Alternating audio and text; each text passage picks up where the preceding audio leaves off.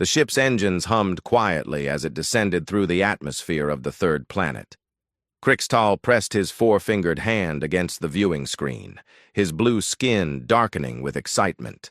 After 3 years of planning and 6 months of travel, he was finally here. "Sensors show no active defenses," his pilot announced. "The entire system is dead, just like the record said." Crixtal nodded, his head tendrils swaying with the movement. He was young for a Valorian archaeologist, barely 60 standard years old, but he had studied the old laws more carefully than anyone else at the university. The Terran exclusion zone had been forbidden for thousands of years. The Galactic Council maintained strict boundaries around this entire region of space. But when Crixtal researched the original documents, he found something strange. Nobody remembered why the zone was forbidden. The oldest record simply said, "by ancient decree," and "for the safety of all species." That made no sense. The galaxy didn't create laws without reason. Crixtal believed the truth was simpler. This region contained technology from a civilization that died out long ago, and the elder species wanted to keep it for themselves. Now, after 10,000 years, most of those elder species were gone too. The current Galactic Council was younger, more open to exploration. When Crixtal applied for special permission to study ancient ruins of historical importance, they approved it without much question. The ship landed on a wide plain near a mountain range. Crixtal and his team of 5 researchers stepped onto the surface. The air was breathable, rich with oxygen. Plants grew everywhere, though no animals were visible. The planet seemed peaceful, empty, waiting. "There!" Crixtal pointed toward the mountains. His instruments showed massive artificial structures buried beneath the rock. "That's where we need to go." They traveled in their hover transport for 2 hours before reaching the entrance. It was enormous, a doorway 50 meters tall carved into the mountainside. Strange symbols covered the surface, unlike any language in the galactic database. "Can you translate it?" Crixtal asked his linguistics expert, a small Pixarian named Weep.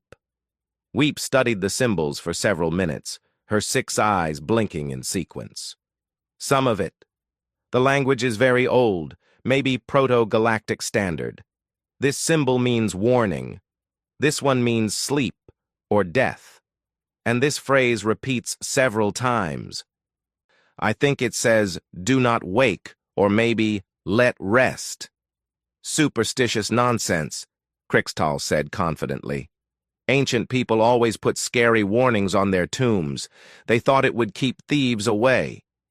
The door was sealed, but not locked. Crixtal's team set up power generators and connected them to the entrance mechanism. With a deep grinding sound that echoed across the valley, the massive door slowly opened. Stale air rushed out, and then lights flickered on inside, powered by systems that had somehow survived millennia. The team entered carefully. The corridor was wide enough for 20 people to walk side by side. More symbols covered the walls. The lights were strange, not glowing from bulbs, but from the walls themselves.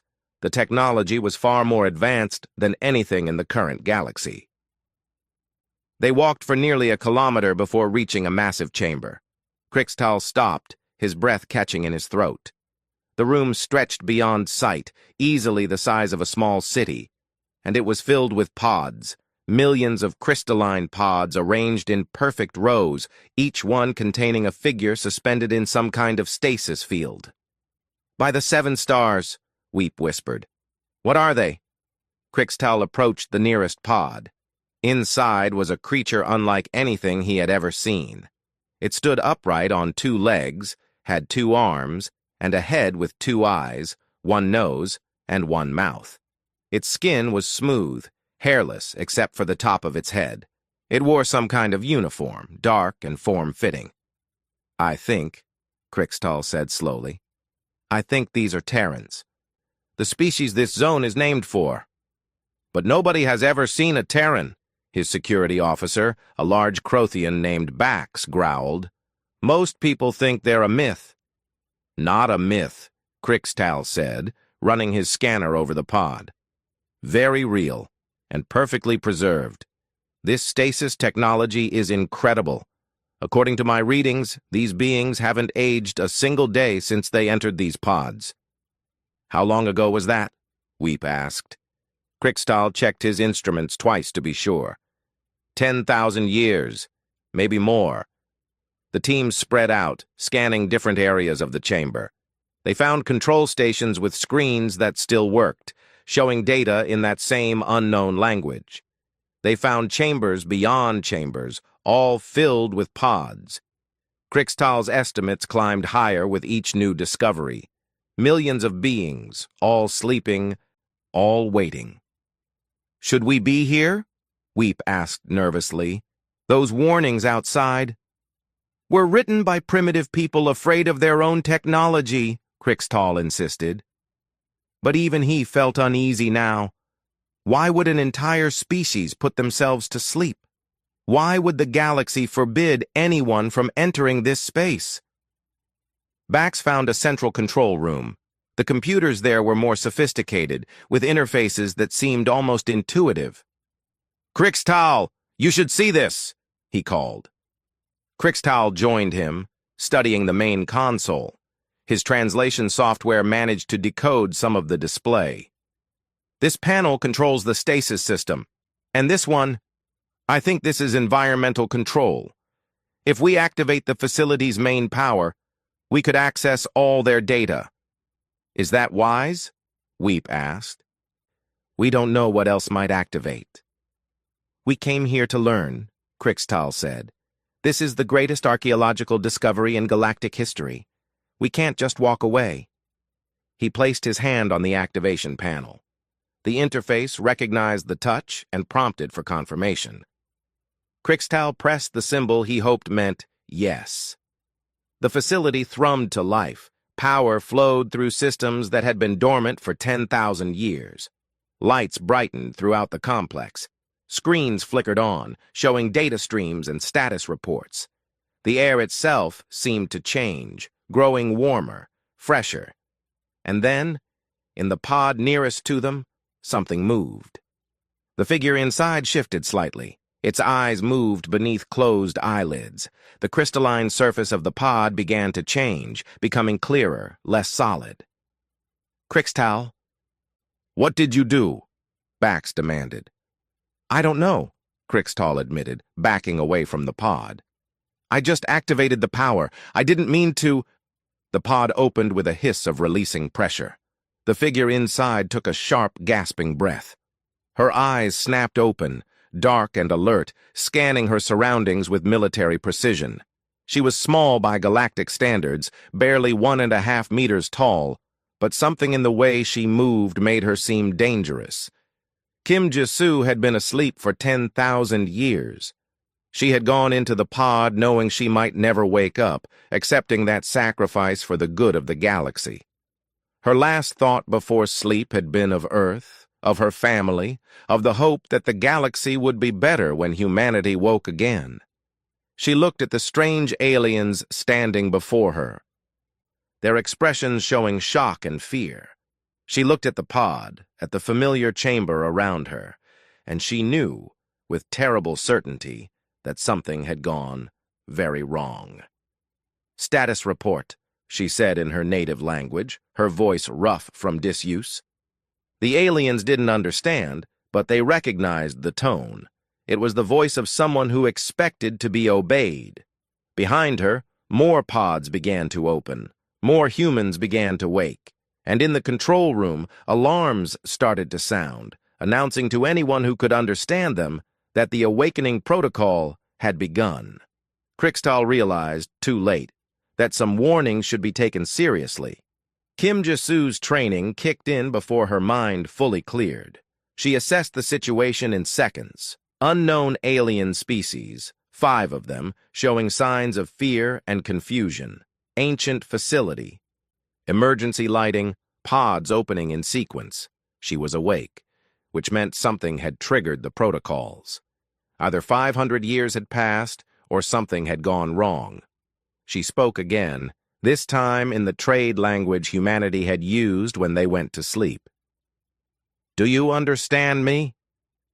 The blue-skinned alien with head tendrils stepped forward cautiously. He spoke in a language that sounded similar but different. Jisu's ear caught maybe one word in 5. The language had evolved, changed over time. How much time? Behind her, more pods hissed open. She recognized Park Minho emerging from his pod 3 rows back. Good. Minho was first contact liaison, trained for exactly this situation. He would know what to do. Minho stood slowly, letting his body adjust to movement after long sleep. He saw Jisu, saw the aliens, and his expression became very calm, very controlled. That scared Jisu more than anything else. Minho only got that calm when things were very bad. "Jisu," Minho said quietly in Korean, "check your pod's readout. Tell me the date." Jisu turned to her pod's display panel. The numbers there made no sense at first. She read them again, then a third time. "That can't be right." "What does it say?" 10,217 years in stasis." Her voice stayed steady, but her hands trembled. "Minho, we were supposed to sleep for 500 years, not 10,000. More pods opened throughout the chamber. Humans emerged slowly, checking their surroundings, helping others who woke with difficulty. They had all trained for this. They had all prepared to wake in a galaxy that might have changed. But not this much. Never this much. Minho approached the aliens carefully, hands visible and empty. He spoke slowly, using the most basic words from the old trade language, adding gestures. "Friends, peace, we mean no harm." The blue alien seemed to understand some of it. He responded in his evolved language, also speaking slowly. Between them, they managed basic communication. The alien's name was Krixtal. He was an archaeologist. He had not meant to wake them. He did not know what they were. That last part made Minho pause. "He doesn't know what we are," he translated for Jisu. "He's never heard of humans." 10,000 years, Jisu said. "Our people forgot to wake us, or couldn't, or something happened to them. Or the galaxy forgot about us entirely," Minho said. More humans gathered around them now. Engineers, scientists, soldiers, diplomats.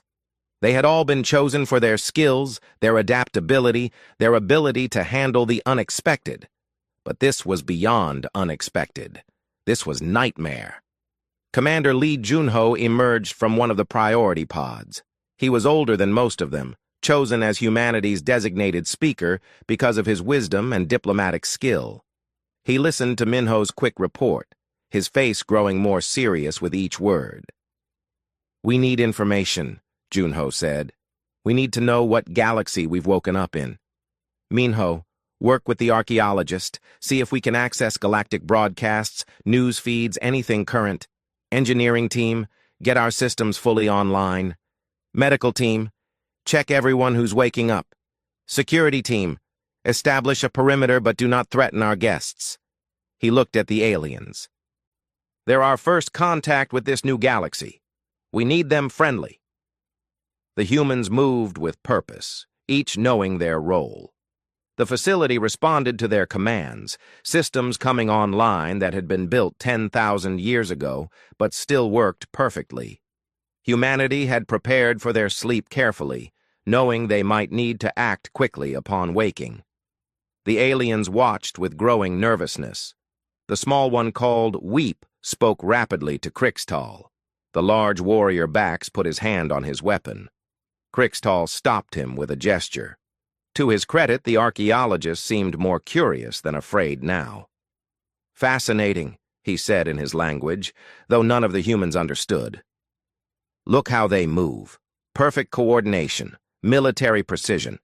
This isn't some primitive species waking confused from accidental stasis. This was planned, organized." Within an hour, Minho's team had accessed the facility's communication arrays. They tapped into galactic broadcast networks, downloaded news feeds, pulled historical databases. The information that came back was overwhelming. Minho found Junho in the command center. "Sir, you need to see this."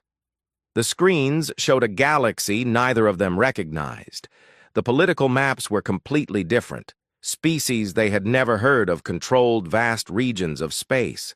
The old powers, the elder races that had asked humanity to sleep, were barely mentioned in historical footnotes. Some were extinct. Others had faded to insignificance. "The Galactic Council exists," Minho reported, "but it's not the same council. New species, new politics, new everything. And sir, I found references to us, to Earth, to humanity." "What do they say?" "The Terran exclusion zone is marked as forbidden territory, but when I dug deeper, nobody seems to know why. There are theories. Some think it's a quarantine zone for a plague. Some think it's a failed colony. Some think it's just bureaucratic tradition that nobody questions anymore." Minho paused. "Sir, they don't remember what we were. They don't remember why we went to sleep." "They don't remember to fear us," Junho said quietly. "No, sir. And that means—" Alarms blared throughout the facility. The security team's voice came over the intercom. "Commander, we have incoming ships. Lots of them. The aliens' expedition wasn't alone." On the screens, Krixtal's ship was broadcasting an emergency signal. Jisoo pulled up the translation. "The sleepers are awake. I repeat, the sleepers are awake. Ancient species confirmed alive in the Terran zone. Request immediate council notification." Within minutes, more ships appeared in orbit. Military vessels, scientific ships, news crews. The galaxy had noticed that something was happening in the Forbidden Zone. Junho made a decision. "Recall all humans to primary facilities. Activate the defense grid, but do not fire unless fired upon. Prepare diplomatic channels." He looked at Krixtal, who stood nervously nearby. "Tell your people we mean no harm. We will answer their questions, but we will also defend ourselves if necessary." Minho translated as best he could. Krixtal nodded, then asked a question. Minho translated back. "He wants to know who we are, what we are, why we were sleeping." Junho looked at the young archaeologist who had accidentally changed the galaxy. "Tell him we are human. We are the species that once nearly destroyed everything. We went to sleep because we were too dangerous to remain awake. We asked the galaxy to remember why they should never wake us, and it seems they forgot." When Minho translated that, Krixtal's blue skin went pale.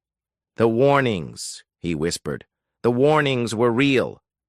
More humans woke with each passing minute. The facility's count showed 3 million pods had survived the millennia. 3 million out of 10 billion who had gone to sleep. But those 3 million were humanity's best, their brightest, their most capable. They had been chosen because they could handle anything. Now they had to prove it. Choi Sujin woke in the officer's wing. The former admiral sat up, assessed the situation, and immediately began preparing humanity's military response. Not for war, not yet, but for survival. Because in the hour since waking, one thing had become clear to all of them. The galaxy had forgotten why humanity chose to sleep. They had forgotten the warnings, they had forgotten the danger, and forgetting was the most dangerous thing of all. On Earth, ancient defense systems powered up for the first time in 10,000 years. In orbit, satellites woke and began scanning the system. And across the galaxy, on 1,000 different worlds, beings who had never heard of humanity started asking questions. What were these Terrans? Where had they come from? And most importantly, what would happen now that they were awake? Junho stood in the command center, surrounded by his people, facing a galaxy that didn't know them. He took a deep breath. "All right," he said. "Let's introduce ourselves. And let's hope they're ready for what that means." The Galactic Council chamber had not been this full in 50 years. Representatives from 200 species crowded the hall, all talking at once, all demanding answers. At the center podium stood Chancellor Vrix, a Peltharian whose long career had never faced anything like this. "Order!" Vrix's voice boomed through the chamber. "We will have order!" The crowd slowly quieted. Vrix activated the main display, showing images from the Terran exclusion zone. Ships, stations, satellites, all ancient, all suddenly active. And in the center, the planet called Earth, now surrounded by a defensive network that appeared from nowhere. 3 days ago, an archaeological expedition entered the Terran zone, Vrix announced. They discovered what we believed was an extinct species. They were wrong. The Terrans, or humans as they call themselves, were not extinct. They were sleeping, and now they are awake. "This is absurd," shouted Councillor Preen, a Yaloxian trade minister. "One species barely awake, and we're treating this like an emergency? Send a fleet. Contain them. Problem solved." Murmurs of agreement rippled through the chamber. Most of the council members were young species, races that had achieved space travel in the last few thousand years. They knew the Terran zone was forbidden, but not why. Ancient bureaucracy, they assumed, outdated rules from a more superstitious time. But in the back of the chamber, in the seats reserved for elder species, a different reaction was taking place. Elder Tomris of the Catharians stood slowly. He was old, even by his species' long-lived standards. His scales had faded to pale gray, and his movements were stiff with age. But when he spoke, everyone listened. "You should have left them sleeping," Tomris said. His voice was quiet, but it carried through the silent chamber. "My people remember. Not much. The memories are old and fragmented, but we remember enough." "Remember what?" Vrix asked carefully. The Catharians were one of the oldest species in the galaxy, their record stretching back nearly 15,000 years. "We remember the war," Tomris said. "The war that almost ended everything. We remember weapons that could unmake stars. We remember ships that could fold space itself. We remember a species so brilliant and so dangerous that the only solution was to ask them to leave." He looked around the chamber. "We remember the humans." "Fairy tales," Preen scoffed. "Old stories meant to scare children." "Perhaps," Tomris said. "But 3 days ago, a human ship disabled 17 of our scout vessels without destroying a single one. They shut down every weapon system simultaneously while leaving life support intact. They did this in 17 seconds. Does that sound like a fairy tale to you?" The chamber erupted in argument again. Some species wanted immediate military action. Others wanted diplomacy. A few wanted to simply reinstate the old laws and pretend the humans were still sleeping. While they argued, a human ship entered the system. Not a warship. A simple diplomatic vessel, small and unarmed. It broadcast on all frequencies, in the modern trade language, translated perfectly despite the humans having been asleep for 10,000 years. "This is Commander Choi Sujin of Earth. We come in peace. We request dialogue with the Galactic Council. We wish only to explain our situation and discuss peaceful coexistence." "It's a trick," General Vorix of the Crothian Defense Forces announced. He stood at his station, his large frame bristling with aggression. "They're testing our defenses, measuring our response time. We should destroy that ship now." "That would be murder," Vrix said. "They've made no hostile moves." "Their existence is a hostile move," Vorix growled. "Chancellor, we have a containment fleet ready. 50 warships, the newest technology in the galaxy. Let me take them to Earth and end this threat before it begins." Vrix looked uncertain. The council was divided. The elder species urged caution, but they were few in number. The younger, more numerous species wanted action. Finally, Vrix made a decision. "General Vorix, take your fleet to the Terran system. But do not fire unless fired upon. Attempt communication first. If the humans truly want peace, Give them the chance to prove it. Vorex smiled, showing his sharp teeth. As you command, Chancellor. The fleet departed within the hour. 50 warships, carrying enough firepower to sterilize a planet. They entered the Terran system in full battle formation, weapons hot, shields at maximum. They expected resistance. They expected fear. They expected the humans to surrender or fight. What they got was a single small ship, moving to intercept them. The same diplomatic vessel that had contacted the Council. As it approached, Vorex opened a channel. Human vessel, you are outmatched and surrounded. Power down your systems, and prepare to be boarded. The response came immediately. The voice was female, calm, and spoke perfect modern galactic standard. General Vorex, we have no desire for conflict.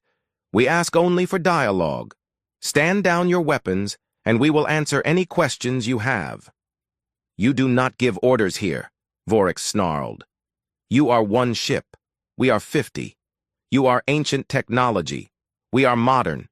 You will surrender or be destroyed. There was a pause. When the human spoke again, her voice carried a hint of sadness. General, we had hoped the galaxy had learned. We had hoped that 10,000 years would be enough. It seems we were wrong. Enough talk, Vorex ordered. All ships fire. 50 warships opened fire simultaneously. Enough energy to destroy a small moon filled the space where the human ship had been. But the ship wasn't there anymore. It moved, faster than Vorex's sensors could track, dodging every shot with impossible precision. And then the human ship fired back, but not with weapons. It transmitted a signal, a complex code that spread through the Crothian fleet's computer systems in milliseconds. Every weapons system shut down. Every targeting computer went dark. Every missile locked in its tube.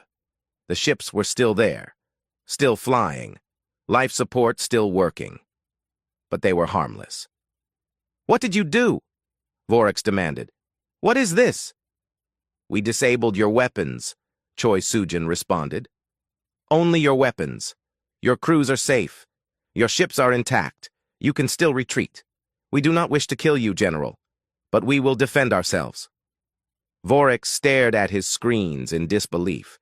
His entire fleet, the pride of the Galactic Defense Force, reduced to floating metal in 17 seconds. Just like the scout ships, just like Elder Tomris had warned. How? He whispered. Our systems are secure. They have triple encryption, quantum firewalls. How did you breach them so fast? Because we designed the original versions of those systems, Sujin said, 10,000 years ago. We know them better than you do. We know their weaknesses. We know everything about the technology you use, because you built it on foundations we laid. The truth of it hit Vorex like a physical blow. The humans hadn't been sleeping in a forgotten corner of space. They had been sleeping in the heart of everything, in the system where galactic civilization had been born. Every species used technology that originated from human innovations, modified and improved over thousands of years, but fundamentally based on what the humans had created. We will give you a message to take back to your council, Sujin said. We slept because we were asked to, because we were too dangerous, too powerful, too willing to use our strength without wisdom. We agreed to leave, to let the galaxy grow without us. We hoped that when we woke, we would find a galaxy that had learned from our mistakes. A galaxy that chose diplomacy before violence, peace before war. Her ship began to move away, leaving the disabled fleet behind. Tell them we are awake. Tell them we remember what we were. And tell them we hope to find that the galaxy has become something better than we left it. But if they force us to defend ourselves, we will. We survived 10,000 years of sleep. We will survive whatever comes next. The channel closed. Vorex's fleet drifted in space, waiting for their systems to reboot. And across the galaxy, those who watched the broadcast understood something fundamental had changed. The old warnings were not myths. The old laws were not superstition. Humanity had returned, and the galaxy was not ready. The galaxy watched the broadcast. Every species, every world, every station received the same images. The human ship, the disabled fleet, the message. Within hours, panic spread like wildfire across civilized space. On Valoria, Crixtal's homeworld, people protested outside government buildings. They had never heard of humans before last week. Now they feared them. Some demanded the government launch a preemptive strike. Others demanded peace negotiations. Most simply demanded answers that nobody could provide. On the trading world of Nexus Prime, markets crashed. If humans were real, if they were as powerful as the stories suggested, then every calculation about galactic power had just changed. Investment portfolios based on military strength became worthless overnight. Companies that built weapons using modern technology realized their products were based on 10,000-year-old human designs. In the halls of power, three factions quickly emerged. The War faction, led by General Vorix and the more aggressive species, demanded humanity be destroyed before they could fully wake all their people and rebuild their strength. The Peace faction, supported by trade species and younger civilizations, urged caution and diplomacy, and the Submission faction, terrified of human power, wanted to immediately offer surrender and whatever terms would keep humanity from becoming hostile. Chancellor Vrix called emergency sessions every day, but the Council could not agree. Meanwhile, more ships gathered near the Terran system. Not organized fleets, but individual groups. Some came seeking alliance, some came with weapons. Some came simply out of curiosity, wanting to see the legendary humans with their own eyes. On Earth, Commander Lee Junho watched the gathering ships with growing concern.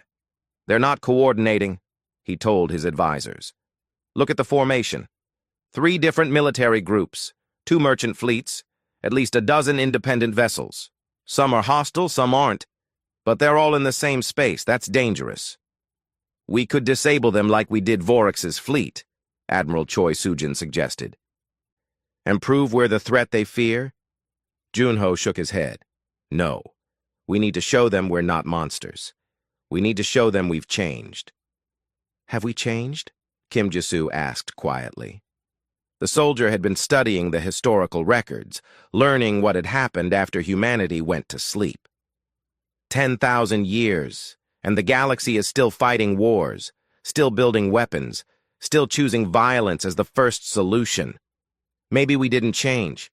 Maybe we just went to sleep, and the galaxy stayed exactly the same. Junho had no answer for that. Instead, he made a decision. Prepare the archives. Everything. Every battle we fought, every weapon we built, every mistake we made, we're going to show them the truth. All of it. Park Minho looked shocked. "Sir, that's giving them our complete history, our vulnerabilities, our failures." "Exactly," Junho said. "We're going to show them why we went to sleep. Not because we were forced to, because we chose to. Because we looked at what we had become and decided it was better to disappear than to risk destroying everything." The broadcast went out on all frequencies, in every known language. Lee Junho spoke directly to the galaxy, his image projected on screens across hundreds of worlds. "People of the galaxy, I am Lee Junho, speaker for humanity. You are afraid of us. You should be. Let me tell you why." The images that followed were brutal. Humanity's history, unfiltered and raw. Wars that consumed entire star systems. Weapons that tore holes in reality. Battles where billions died in hours. The humans showed it all, hiding nothing. "This was us," Junho continued. 10,000 years ago, we were the most powerful species in the galaxy. We had technology beyond anything you have now. We had weapons that could crack planets, unmake stars, fold space into impossible shapes. And we used them. We used them because we were angry, because we were proud, because we thought our strength gave us the right to do whatever we wanted. The images shifted to show Earth, burning. Human cities destroyed by human weapons. We turned on ourselves. Civil war. Faction against faction. We came within days of making our own homeworld uninhabitable. And then we realized something. We were the problem. Not one group of humans or another. All of us. We were too powerful, too aggressive, too willing to destroy rather than build. More images. Humans meeting with the elder species, the ones who remembered. The Catharians, the Peltharians. Others long since faded into history. We asked them what to do. We asked how to stop ourselves. And they told us the only solution was to leave, to remove ourselves from the galaxy until we learned wisdom to match our strength. The scene showed massive sleep facilities being built, millions of humans entering pods. We could have fought. We could have refused. We had the power to destroy anyone who tried to force us. But we didn't. We chose to sleep. We chose exile over risking galactic genocide. We asked the elder species to remember why we left, to remember what we were, to never wake us until the galaxy was ready. Junho's face filled the screens again. But you forgot. 10,000 years and the truth became myth. Myth became legend. Legend became nothing. You forgot why we slept. You forgot what we were capable of. And when you accidentally woke us, you didn't remember to fear us. So now I'm telling you, remember. Remember what we were. Remember what we could become again. The images shifted one final time, showing Earth's orbital defenses. Massive platforms, sleek and deadly, floating among the clouds. These weapons still work. We built them to last. We built them to protect us while we slept. They're more powerful than anything in your current galaxy. One of these platforms could destroy a fleet. We have hundreds of them. And we haven't activated even a fraction of our old military capability. Junho let that sink in before continuing. So why haven't we? Why didn't we destroy General Vorix's fleet? Why do we keep asking for peace when we could take whatever we want by force? He leaned forward, his expression intense. Because we learned. 10,000 years in sleep, but before we closed our eyes, we learned.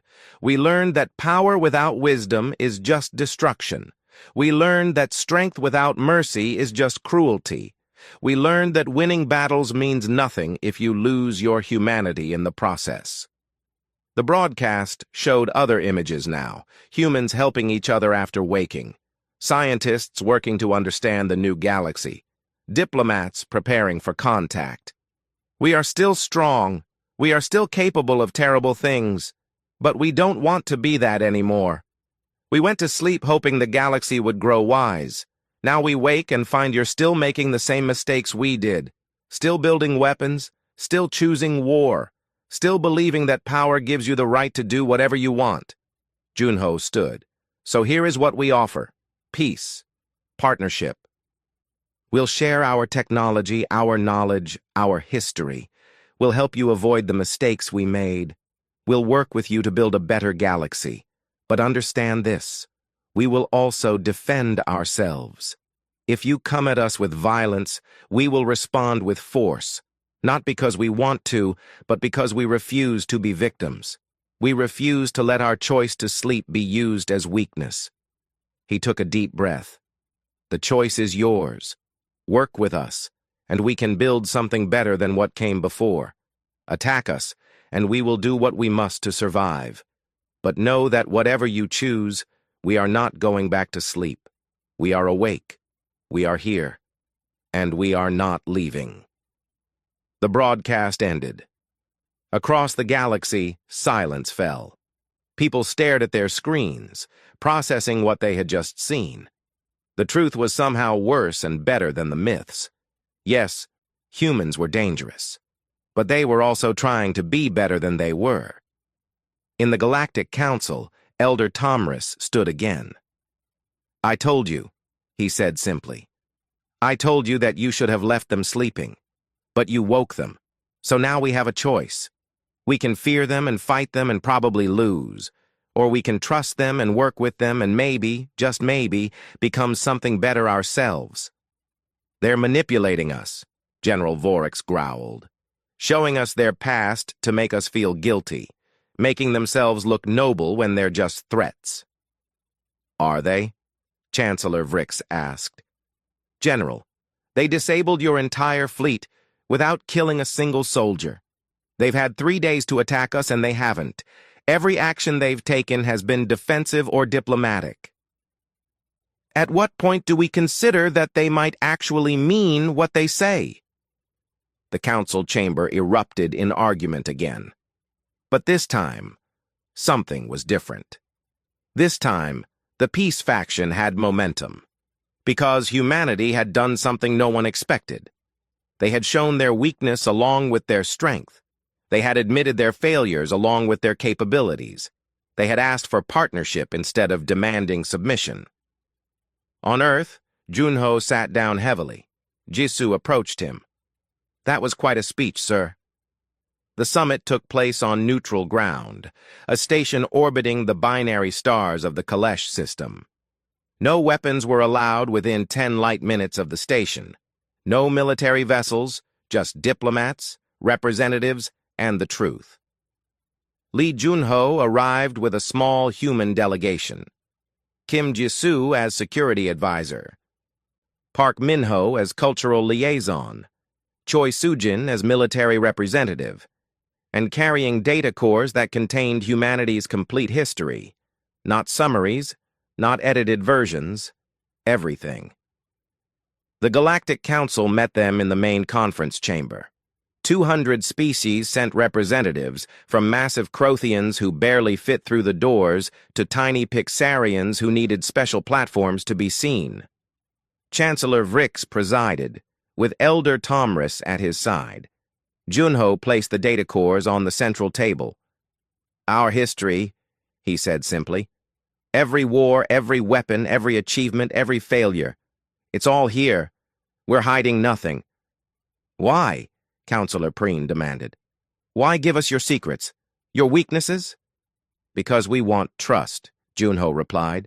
Real trust. Not the kind based on fear or power, but the kind based on understanding. You need to know what we were to understand, what we're trying to become. The Council spent 3 days reviewing the data. 3 days watching humanity's rise and fall, their brilliance and brutality, their capacity for both incredible kindness and terrible cruelty. They saw weapons that could end civilizations. They saw medical technology that saved billions. They saw art and music and literature that rivaled anything in the modern galaxy. They saw genocide and compassion, war and peace, all mixed together in one complicated species. On the evening of the 3rd day, Elder Tomris called a private meeting with Junho. They sat in a small room overlooking the stars, just the two of them. My people remember fragments, Tomris said, stories passed down through generations. We remembered you as monsters, but also as saviors. We remembered the war you helped end, but also the war you almost started. We never understood how one species could be both. We never understood it either, Junho admitted. That's why we chose to sleep. We couldn't reconcile what we were. We couldn't figure out how to keep the good parts of ourselves while removing the bad. So we stepped away, hoping time would give us perspective. And did it? Junho considered. I don't know. We've been awake for less than a week. But I know we're trying. That has to count for something. Tomris nodded slowly. When you went to sleep, my grandfather was young. He met one of your diplomats, a woman named Chen. She told him that humans were a mistake that was trying to correct itself. She said your species had grown too fast, gained power before wisdom, and now you were paying the price. She asked him to remember that if you ever woke, to judge you not by what you were, but by what you were trying to become. I hope we're worthy of that judgment, Junho said. On the 4th day, unexpected news arrived. A rogue coalition of 12 militant species had launched an attack on Earth. They rejected the summit, rejected diplomacy, rejected everything except their fear. Planet-killer weapons were in flight toward humanity's homeworld. They would arrive in 6 hours. The summit erupted in chaos. Some species tried to claim they had nothing to do with it, which was true. Others remained silent, which told its own story. Chancellor Vrix ordered Galactic Defense Forces to intercept the weapons, but everyone knew they would be too late. The missiles were too fast, too close, too numerous. Junho received the news with calm that scared everyone who saw it. He stood, thanked the Council for their time, and prepared to return to Earth. "We need to defend our home," he said simply. "You can't stop 12 planet killers," General Vorix said. Even the Crothian warrior sounded shaken. "That much firepower will crack your planet's crust. Even if you shoot down 11, 1 is enough." "Then we'll shoot down all 12, Choi Sujin said. "Impossible. Not with the ships you have here, not in 6 hours." "We're not using ships," Sujin replied. She activated a display showing Earth's orbit. "We're using what we built 10,000 years ago. What we left sleeping, just like us." As they watched, the ocean around Earth began to churn. Massive structures rose from beneath the waves, ancient and enormous. They had been hidden there for millennia, camouflaged and dormant. More structures emerged from Earth's moon, from asteroids in the system, from places the modern galaxy had mapped 1,000 times without ever detecting what lay beneath. "By the stars," Tomris whispered. "How many weapons did you build?" "Enough," Junho said. "We knew we might wake to a hostile galaxy. We knew we might need to defend ourselves, so we prepared. But watch what we do." The planet killers entered the Terran system. Humanity's defense network activated, massive orbital platforms tracking the incoming weapons with perfect precision. Energy built up in weapons that hadn't fired in 10,000 years. The platforms aimed. Every species watching the feed held their breath, waiting for the destruction. And then humanity fired. Not planet-killing weapons, not devastating beams that would destroy the missiles and everything around them. Instead, they fired precision gravitational pulses, carefully calibrated to create small anomalies in space. The planet-killer missiles entered these anomalies and simply changed direction. All 12 of them, redirected harmlessly into empty space, their momentum used against them, not destroyed, redirected. No debris, no explosions, just 12 weapons that would now drift forever through empty space, far from anything they could harm. "You could have destroyed them," Vrix said, staring at the display. "You had the power to annihilate those missiles and probably trace them back to whoever launched them." "Yes," Junho agreed. "We could have, but that would mean more death, more destruction, more revenge, spawning more revenge. We've played that game before, we know how it ends." He activated another display, this one showing Earth's full defensive capability. Platforms by the hundreds. Weapons that could unmake fleets. Technology that the modern galaxy couldn't match. "This is what we are capable of. This is the power you feared. But we're not going to use it for conquest.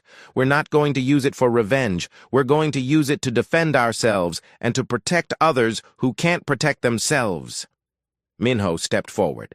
10,000 years ago, we were asked to sleep because we were too dangerous. We agreed because we understood the fear.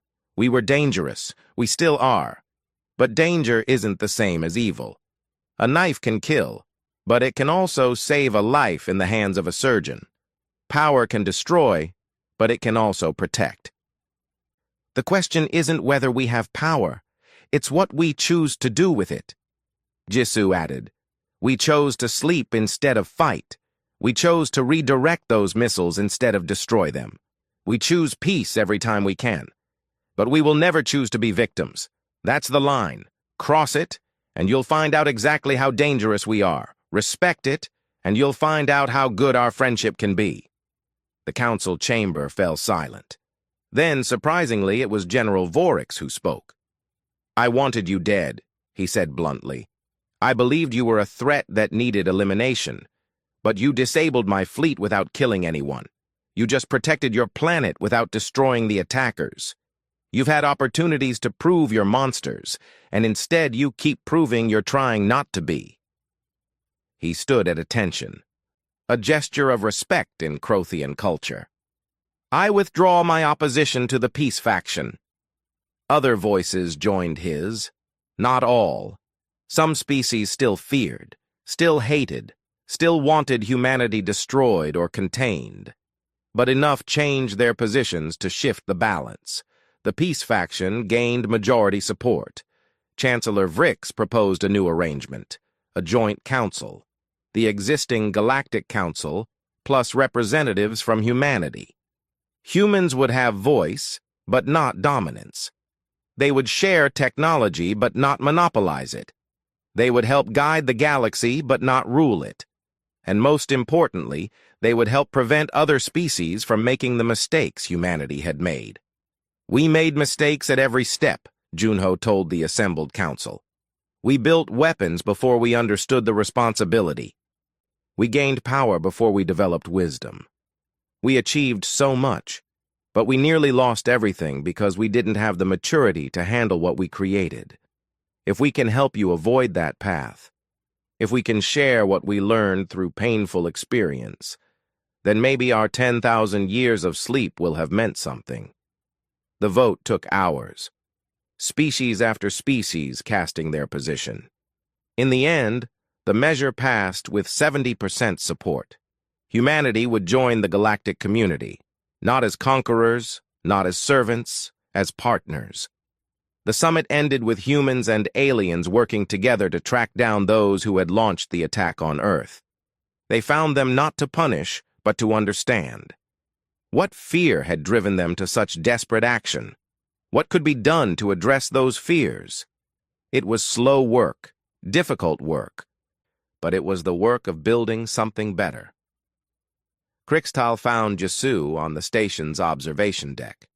The young archaeologist who had accidentally changed the galaxy stood nervously beside the soldier who had been sleeping for 10,000 years. "I'm sorry," he said, "for waking you, for starting all this."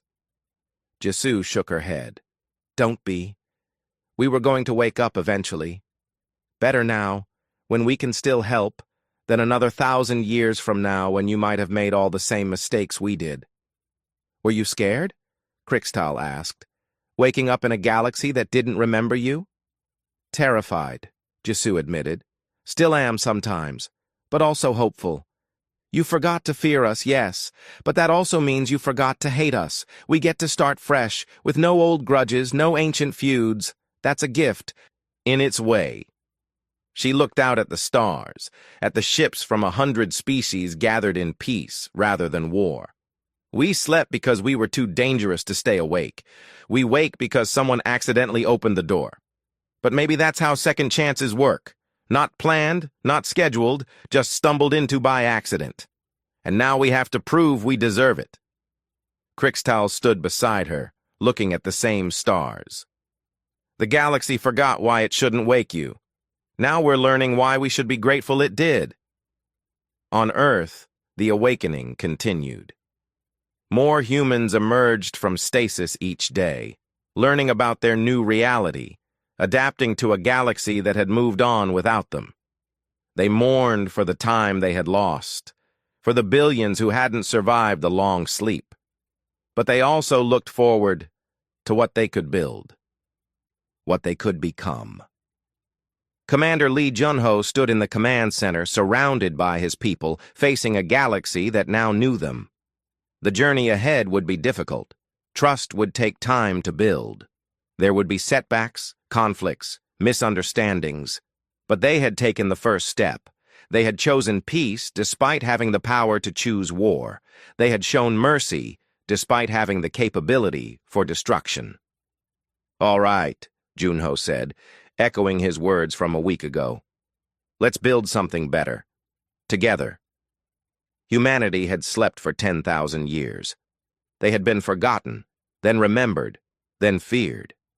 Now they had a chance to be something new, Something better. Not the monsters the galaxy feared, but not helpless either. Strong enough to defend what mattered. Wise enough to know when not to fight. Human enough to make mistakes, but determined enough to learn from them. The galaxy had forgotten why it shouldn't wake them. Now it was learning why it should be glad it did. And humanity, after their long sleep, was finally ready to prove that second chances were worth the wait. "I hope it was enough," Junho said. "I hope they understand." "And if they don't?" Junho looked out at the stars, at the gathering ships, at the galaxy that had forgotten them. "Then we survive. Whatever it takes. We didn't sleep for 10,000 years just to die now."